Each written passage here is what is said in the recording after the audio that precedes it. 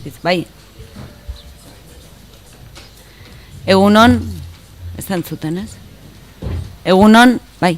Egunon, eta zer baino lehen, ongi etorriak, aurtengo jakin jardunaldietara.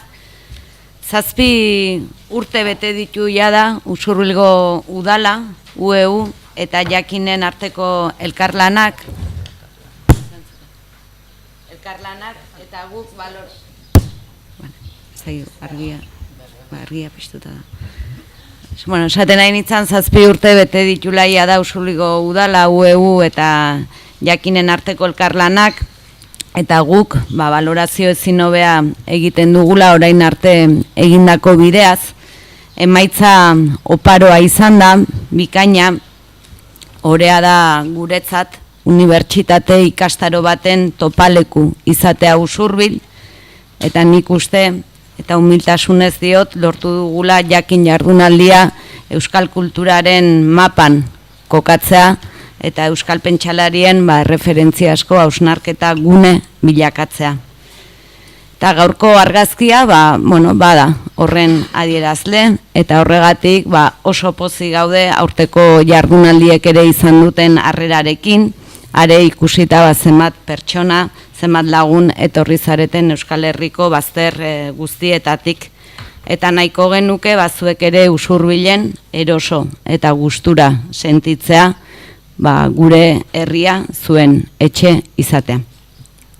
2 eguneko jarduna dugu aurretik, gela zoragarri honetan, Hartzabalen, eta seguru gaude, patxada, sosegua, lagun giro lasaia, berriketa eta solasaldi atseginak izango ditugula geure artean. Mamia ez da faltako, izan ere, aurtengoan ere, mamitsu eta emankor datorrelako saioa, ez? Gizarte mugimenduak, erronka berriei elkargune berriak, gaurkotasun handiko gaia beraz. Hoi bezala, galderak luzatzen ditugu jardunaldi hauetan, hausnartzeko, eztabaidatzeko eta proposamenak lantzeko akuilu izan nahi duten galderak. Eta aurtengoan, gizarte mugimenduei plaza eskaini nahi dizuegu, elkarrekin pentsatzeko, Euskal Herriko gizarte mugimenduek gaur egun nola, non, norekin eta zertarako egiten dezuen borroka. Eta horrez gain, herri mugimenduen eta instituzioen arteko harremanei ere erreparatuko diogu, nagusiki biharko saioan. Nolakoa den egun harreman hori eta nolakoa beharko luken 21. mendeko gizarte honek egun dituen erronka konplexuei elkarrekin erantzungo badiegu. Izan ere, administrazioaren eta gizarte mugimenduen arteko harremanak hainbatetan gatazkan oinarritu izan dira, baina begibistakoa da elkar harreman hori beharrezkoa izateaz gain ezinbestekoa ere badela. Askotan esaten da, garai konplexuak bizi ditugula, garai aldakorrak bizi ditugula, eta nahiko onartua da gaur egun erronka konplexu hoiei erantzuteko badagoeneko ez digutela balio iraganeko errezetek. Erakundeen eta herritarren arteko harremana berriro zehaztu beharrean gaude, eta esan nahiko nuke udalok erronka horri aurre egiteko lehen lerroan gaudela. Aldaketa klimatikoari erantzun nahi badiogu, jada ez da nahikoa izango administrazioaren partetik bakarrik horri erantzun nahi izatea, ez baita gai izango, edo berdin zaintzaren beharrei erantzun nahi badiegu, edo baita gero eta gizartean hitzagoak sortzen dituzten beharrei. Arazo horiek konplexuegiak dira, ertz asko dituzte, elkar harremanetan daude, eta administrazioak ezinbestekoa du bestelako eragile pribatu zein komunitarioekin lankidetzen aritzea. Aldiz, diagnosi horretan ados algaude guztiok, prest algaude gisa horretako gobernantza eredu berri bati ekiteko, Kasu honetan, eta guri dagokionez, udalak prestatuak alditugu horrelako eraldaketa bati aurre egiteko, eta gizarte mugimenduak prestal gaude harreman logika berriak eraikitzeko, prestal gaude boterea partekatzeko, herri eta gizarte mugimenduek botere hori partekatu nahi aldute, nola? Bueno, hortxe galderak, uste dut egun hauetan guzti horietaz jarduteko eta aritzeko aukera izango dugula, eta beraz, nahiko nuke gogoetarako espazio hau horretarako baliatzea. Gu gogoz gatoz eta gozatu zuek ere, guk bezain beste. Ongi etorriak Usurrula.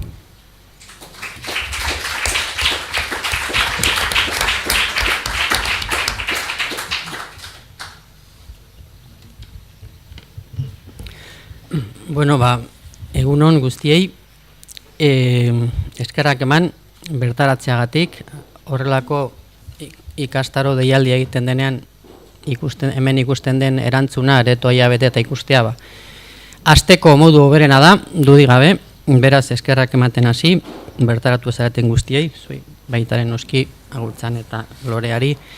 Eta hitz gutxi batzuk udako Euskal Unibertsitatean izenean, alde batetik kokatzeko ikastaro hau, udako ikastaroen artean, esan zera, iaz 50 urte bete genitun, beraz, hauek dira udako ikastaroen 51. Edizioan gaude, eta urte luze hauetan zehar, saiatu gera beti, egokitzen Euskal Gizartearen egoera, eta saiatzen, aberasgarri den ekarpena egiten, ezta? Eta noski, Euskara eta Unibertsitatea gure etengabeko zubilan horretan, Euskara eta Unibertsitate artean, urte hauetan oso egoera desberdina bizi izan ditugu. Pentsa, zein egoeran geunden, 1973 urtean, lehen ikastaro haietan, lehen udako ikastaro haietan, Donibane Loitzunen, ezta? Zera. Orduan, hasiera batean, lehenengo urratxo horietan noski, zubilan hori egiten Euskara eta Unibertsitatea, ia dena zegoen egiteko, besteak beste terminologia zientifikoa eta bar, eta bizi izan ditugu nolabait udako ikastaroen ikusmolde desberdinak, garai batzutan gehiago ikastaroak aditu espezializatu bentzat, beste tarte batean barnetegi moduan elkartzen ginen Larra honan, Iruñan, eta oso ondo pasatzen genuen gainera ere, eta azken aldian pentsatu dugu ikusita, Euskal komunitate zientifikoan egoera ikusita, pentsatu dugu ambizioz beti ere, ikastaroen formatoa izan behar dela gehien bat gogoeta eta hausnarketa gune. Horrek ere lana ematen digu guri, asmatzen dugun formatoakin eta ezta. Baina nahiko genuke, hitzaldi eta zaratago parte hartzaile guztiak, eta hemen ziurre gizarte mugimendu desberdinetako persona anitz zaudetela, idea da pixka bat, jartzea hemen baloia aretoaren erdian, eta ostikadak ematea handik eta hemendik, eta saiatzea, ateratzen ondorio edo diagnostiko edo elementu komunak elkar ezagutza eta elkarrizketa horretatik, ezta? Orduan, alde batetik hori, nahiko genuke animatu bereziki parte hartzera, esaten un bezala baloiari, nahi dezuen kiroleko baloiari, ostikadak ematera, eta gaurko ikastaroaren gaia dela eta ze gaia, ezta, gizarte mugimenduak, ez? Gizarte mugimenduak edo herrigintzak zenbat eman dion eta emango dion, ezta, Euskal Herriari, ez? Lehengoan komentatzen un bezala egiten badezue ariketa oso simple bat, adimen artifiziala erabili gabe ere, itzultzaile batean sartzen badezue interneten herrigintza, horrela, literalki, ikusiko dezue ematen duen ordaina gazteleraz dela urbanismo eta frantsesez ere urbanismo. Orduan, bueno, Euskal Herrian noski beste esparru guztietan daude gizarte mugimenduak, baina badaukagu zerbait, adibidez, herrigintza esaten dugunean deno dakigu zertaz ari garen, baina beste hizkuntza batzutarako itzultzea badirudi zaila edo ezinezkoa dela, ez? Urrutirago joan gabe, UEV-ra gizarte mugimendutik sortutakoa da. Ez da bulego batean sortu, ez da legez sortu da gizarte ekimenetik, hainbat pentsalarien kezka eta ekimenagatik, gizarte mugimendu guztiak bezala, ez da? Askotan, entzuten dugu, bizi dugula individualismo garai bat, aspaldidanik ere esaten ziguten klasikoek Aristotelek zioen pertsona animal politikoa dela, eta, bueno, hemen zaudetenei ez zaizu esplikatu behar, ezta? Zer eragiten duen gizarte mugimendu bateko kide izateak eta talde komunitate bateko kide izateak helburu bat lortzeko, ezta? Eta orduan, gaia bereziki, bueno, erakargarria dirudi, ezta? Ez bakarrik izaten un bezala gizarte mugimenduek zenbat eman dioten herri honi, baizik eta espero dezagun zenbat emango dioten, ze izenburuak dioen bezala erronkak daude aurretik. Eta bukatzeko, traolan agertzen da elkar ekin, orduan Udako Euskal Unibertsitatearentzat oso atsegina eta aberasgarria da gaurko ikastaro honetan aritzea bidelagun bezala usurbilgo udalarekin, eta hemen daukagu bera alkatea, eta jakinekin ere, eta hementxe daukagu Lorea oraintxe hitz egingo duguna. Beraz, guretzat, bueno, plazer bada, zentzua ematen dio gure saretze ideia horri, eta gure esaten nuen betiko helburu horri euskara eta unibertsitatea hurbiltzen saiatze horri, eta orain bai bukatzeko izenburuak bukatzen da, gaurko saioaren izenburua bukatzen du aipatuz elkargune berriak, bueno, oparoa izan dadila jardunaldia, gaur eta biharko jardunaldia, eta elkargune berriak sortzen badira, Udako Euskal Unibertsitatea Udako Euskal Unibertsitateak ekarpena egiterik baldin badu bertan parte hartzeko prest. Eskerrik asko.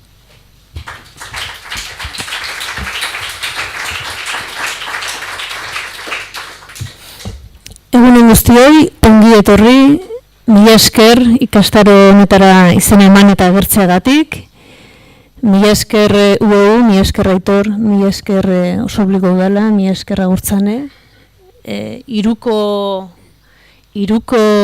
mugimendu hau gabe, ezinezko izango litzateke jakin jardunaldiak antolatzea, edo beste modu batea izango lirateke, eta beste inon, eta bueno, bentsatenen gaute, 7. aldiz, saiatzen gara urtero jakinetik, bueno, gizartean, pixka bat usaitzen, ze auzi dauden garrantzitsuak direnak, edo ekarpena egiteko leku ematen dutenak, eta bueno, aurten gizarte mugimenduen gaia aukeratu dugu, eta erronka berrien aurrean dagoela uste dugu, eta elkargune berriak behar direla ere esaten dugu izenburuan. Gero, bueno, egun terdi honetan ikusiko dugu hori horrela den edo ezten. Gai hau aukeratzeko akuilu izan dugu EHUko NOR, AFIT, Ekopol eta parte hartu ikerketa taldeek, azken 4 urtetan egin dituzten hiru ikerketa, ez? Gizarte mugimenduen eta hiritartasunaren eta erakunden arteko harremanaren inguruan, ezta? Eta hortik nolabait ikerketa horiek bazirela hor ikusita pentsatu genuen, bueno, ikerketa horiek jasotzen dutena hemen azaltzeaz gainera, ikerketa horien oinarrietako bat gizarte mugimenduetan dabilen jendea izanik, bueno, jende hori ere gizarte mugimenduetako militanteak pare bat mailingurutara ekartzea eta beraiei ematea hitza, ezta? Ikerketak hau dio, hau atera da, zer gertatzen da hor, ezta? Aldatu dira erronka berriak daude, pandemiak eragin du gizarte gerotan neoliberalago honetan gerota zailago da militatzea, lan kolektiboetara sartzea, militatzeko modu ereduak aldatu egin dira, inoizko krisi ekologiko eta zaintza krisi handienean gauden momentu honetan zer gertatzen da nolabait erakunde publikoak eta gizartearen, gizarte zibilaren, gizarte mugimenduen arteko harreman horretan etenak daude, halabeharrez ulertu behar dira, bueno, gai asko dira, ezta?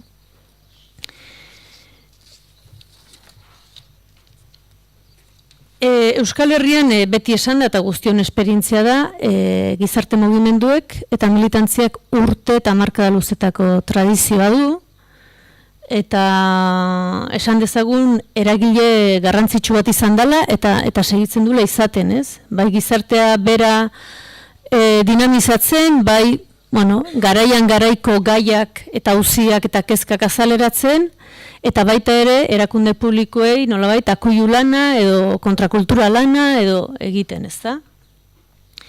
Aipatu ikerketa horietan, eta labur-labur esango dut, egiten dute alako gizarte mugimenduen alako soslai bat, ezta?